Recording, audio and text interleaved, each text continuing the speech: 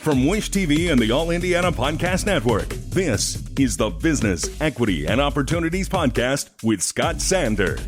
Welcome to the Business, Equity, and Opportunities Podcast. I'm Scott Sander. On this episode, we are getting started with Sharon Harvey, leader at the Small Business Administration. Today, Sharon shares information about the development programs the administration offers. We find some new mentoring software created right here in Indianapolis. And we take a walk down Indiana Avenue to find the beginnings of black business in Indiana.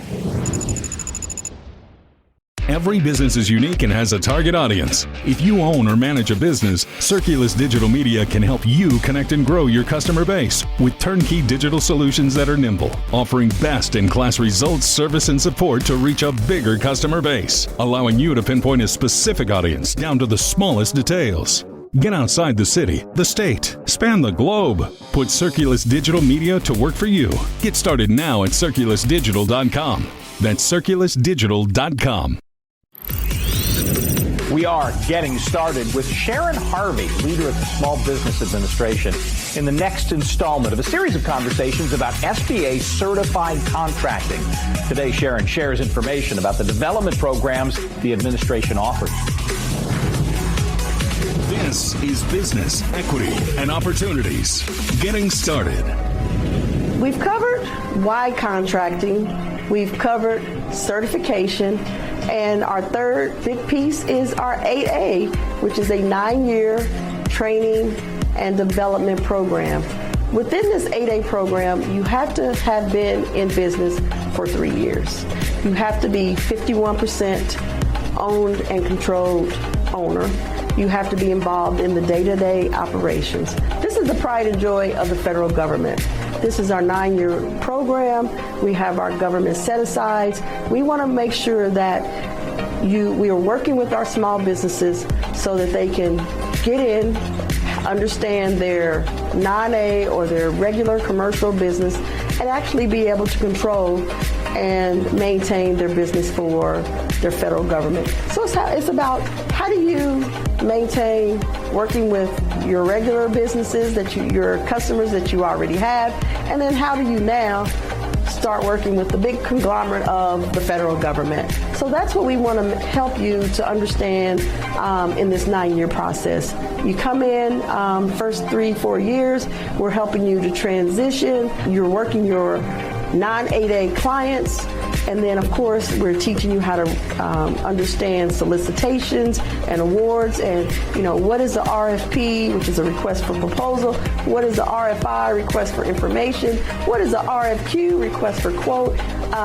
Understanding where to find these contracts at, because, of course, all of them, as I mentioned on some of the other segments, are not on sam.gov. Some of them are just regular credit card acquisitions that, could be $25,000 or less.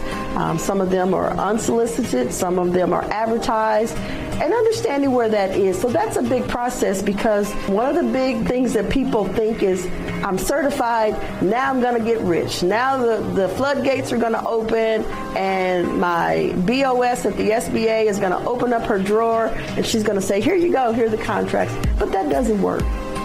You have to do the work.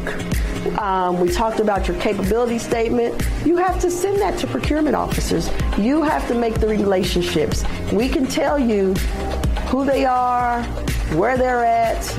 Sometimes you may have to go outside of the state of Indiana to go where these agencies are, because all federal agencies are not in the state of Indiana. So you may have to go and build a relationship somewhere else. But the relationships and the marketing is key to being successful in the 8A program.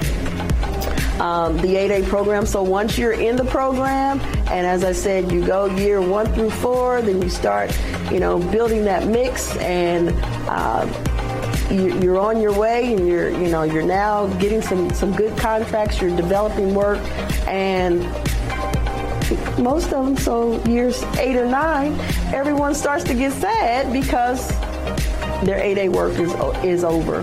But the thing about it is that we've prepared you in that 9-year process to be able to maintain a mix, understand how the federal procurement process works, and you have the certifications, and you have the capability and the capacity to continue to build your small business through certifications and through government work. And that is one of the goals of the SBA, as we've helped you to start, and we've actually now starting to help you to grow.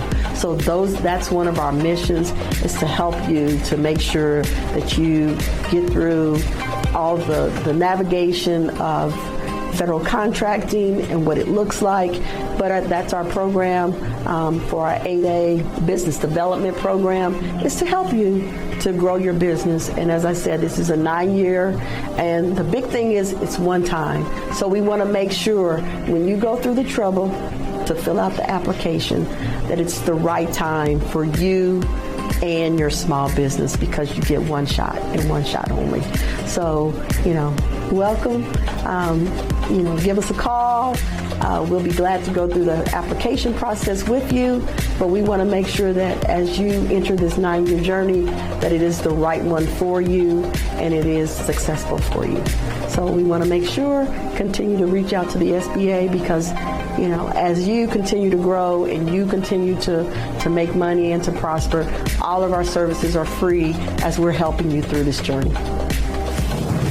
Time to talk about running your business day to day. Today's focus is a company that makes software that can match mentors and mentees based on topics and skills, schedule and track meetings, provide insights to help you stay on track with your goals. Allison Martin is the founder of Engage Mentoring, based in Indianapolis. This is Business, Equity, and Opportunities. Running your business day to day. I started the company because I wanted to construct a mentoring program that was actually community-based. And at the time, we researched platforms that were out there to support such an endeavor and didn't find what we were looking for. So I actually contracted a developer to create a platform that allowed people to match to mentors on the basis of topics they wanted to learn more about, and realized it had amazing implications when you look at it through the workplace. And so what we do at our core is we work with companies of all sizes to really help them develop their people affordably, efficiently, and measurably at scale. And so if you think about how you meet the needs of your employees at all levels, developmentally, this is a powerful way to do it, again, efficiently and affordably. We've been doing this work for a while, and we found that a lot of times the C-level executives who were signing up for our program, they were signing up to be mentors only, expecting that everyone was going to come to them looking to have all the answers. And that's the irony. The higher you go, the more critical mentoring becomes, and the harder it is sometimes to access. And so in the spirit of that, we realized that having a mentoring program specifically for C-level executives to make those connections was really an incredible opportunity, and one that was really needed. And so we're really excited about that program. Mentoring is so important for a multitude of reasons. So first and foremost, when we hear mentoring, we think about the relationship aspect, and certainly that is present.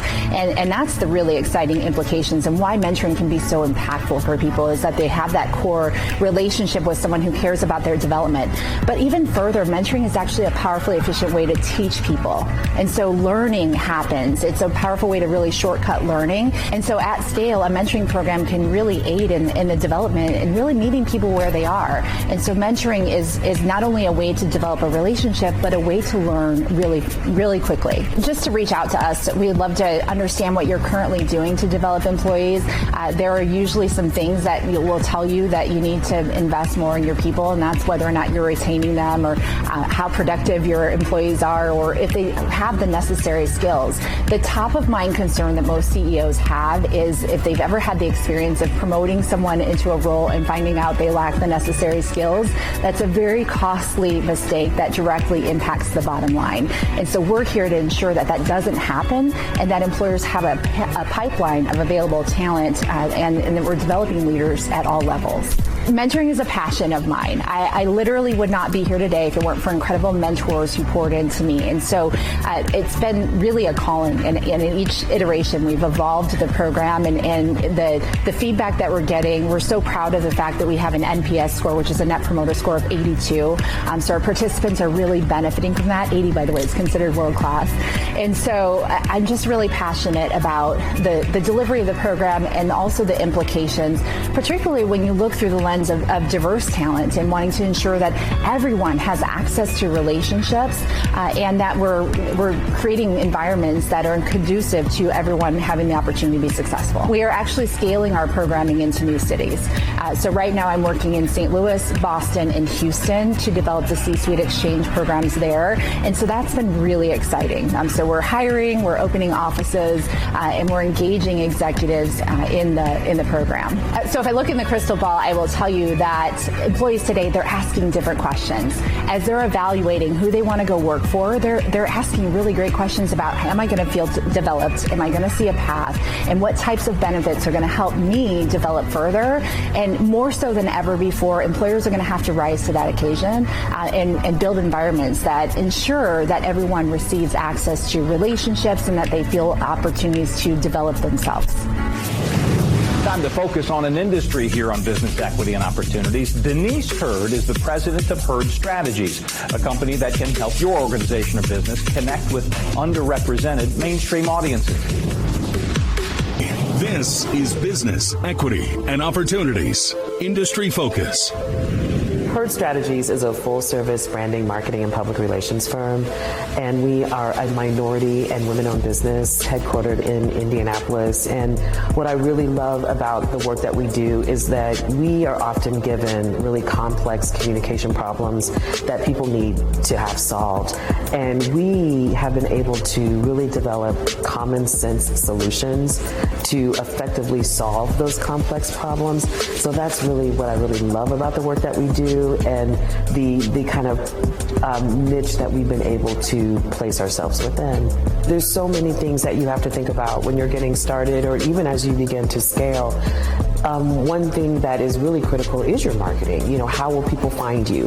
Who are your customers? Because when you think about it, when you're first starting out, you're prone to say, well, everyone's my customer. Well, you don't have the capacity to work with everybody and service everyone effectively.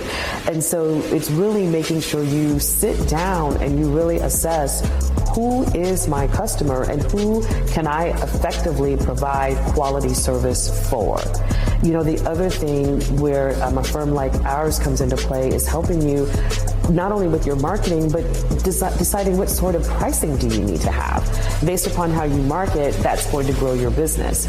And so growing your business, you need to make money because we go into business to make money. Otherwise, it's a hobby.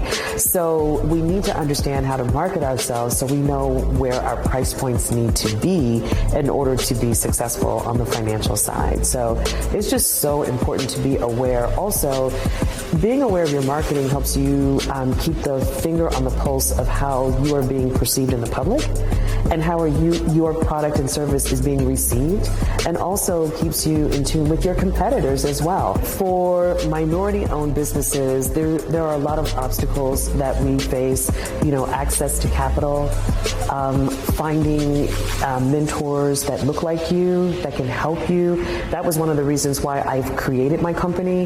When I decided that I wanted to start this communications company, I couldn't find anyone that looked like me to mentor me. And that was very, very frustrating for me. So I knew then early on with Hurd Strategies that I wanted to make sure that as we evolved, we were able to help other business owners that were in the same sector as well, but just business owners across the board. So I think, like I said, access to capital, mentorships, I think also finding business. You know, it takes a while sometimes for us to be trusted, for people to feel as though we have the skill set or even the capacity to do the work that's, you know, out there. You know, people do business with people that they know. And a lot of times we're not at the table or in certain circles for individuals to get to know us. But that's when we have to take the initiative to shift that tide and make sure that, you know, while you may not know me, you know of me, you know, and which is very, very important. So I think those are many factors that impact us as Black business owners as we try and grow and evolve our businesses. You know, will it ever be enough? Are we doing better? I don't think we can say either way, because we've only been at this from a concentrated effort in a more outward state for several years. But the damage that has occurred extends longer than that. So I don't know if I can truthfully say, as a business owner, that things are better for me or things are worse for me. Yes, we're still getting business. Yes, but am I just getting it because I'm a minority? Or are you bringing me to the table because you know in your heart, I have the skill set to do this work? There's still a lot of tokenism that exists also. And so until we were able to discern the intentionality of the organization when they come with me leading with supplier diversity, I don't think we'll ever be able to answer that question right now, because that was your lead-in. Not saying I called you because you were qualified. I called you because of the work you did on that project or this project. I'm calling you because we have numbers and we're committed. Well, you should be. You shouldn't have to tell me you're committed to supplier diversity. That should be a given. So until you can stop leading with that, I think it'll be hard for us to determine success rates where that is concerned. Our thanks again to all the contributors who joined us for this episode of the Business Equity and Opportunities podcast. We hope you found it enlightening, useful, and inspiring. You'll find more information about the show on our website, BEOshow.com. You can watch Business Equity and Opportunities Sunday mornings at 10 on Wish TV or live stream it through wishtv.com. Each week we provide 7 full segments with topics ranging from how to get started and how to access capital to the day-to-day running of your business and questions about accounting and bookkeeping. We feature business news and trends and always share a success story from one of our contributors. Join us next time for more insights into the world of small business. Be sure to sign up for our Business Equity and Opportunities newsletter to get even more valuable, up-to-date information. And if you have any questions or you'd like to be part of our show, please email us. The address is beo@wishtv.com. We'd love to hear from you. I'm Scott Sander. Thanks for listening. Watch the Business Equity and Opportunities show on Wish TV and access all of our content and share it on demand anytime at BEOshow.com. You can find more podcasts from Wish TV on the All Indiana Podcast Network at allindianapodcastnetwork.com.